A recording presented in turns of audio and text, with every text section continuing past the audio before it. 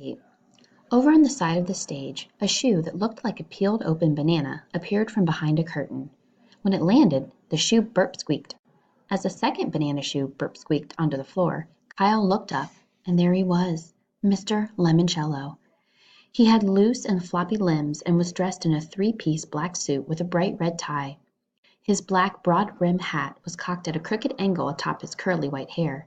Kyle was so close he could see a sly twinkle and sparkling in Mr. Lemoncello's coal-black eyes. Treading very carefully, Mr. Lemoncello walked toward the podium. The burp squeaks in his shoes seemed to change pitch depending on how hard he landed on his heels. He added a couple of little jig steps, a quick hop, and a stutter step skip. And yes, his shoes were squeaking out a song. Pop goes the weasel. On the pop, Mr. Lemoncello popped behind the podium. The crowd went wild. Mr. Lemoncello politely bowed and said very softly, tank you, grazie, grazie. He bent forward so his mouth was maybe an inch away from the microphone. Buongiorno, boys and girls. He spoke very timidly, very slowly. This is how my mama and my papa teach me to speak the English. He wiggled his ears, straightened his back. But then he said in a crisp, clear voice, I went to the Alexandriaville Public Library, where a wonderful librarian named Mrs. Gail Tobin helped me learn how to speak like this. If two witches were watching two watches, which witch would watch which watch? I can also speak while upside down and underwater, but not today because I just had this suit dry cleaned and do not want to get it wet. Mr. Lemoncello bounced across the stage like a happy grasshopper.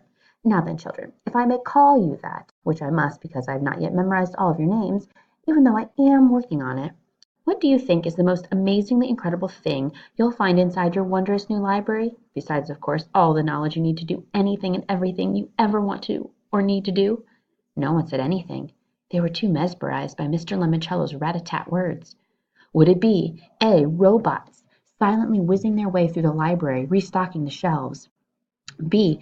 The Electronic Learning Center with 36 plasma screen TVs all connected to flight simulators and educational video games? Or C. The Wonder Dome, lined with 10 giant video screens. It can make the whole building feel like a rocket ship blasting off into outer space. The game room, someone shouted. The robots, the video dome. Mr. Lemoncello raced back to the podium and made a buzzing noise into the microphone. Sorry, the correct answer is, and not just because of Winn-Dixie, D. All of the above. The crowd went wild.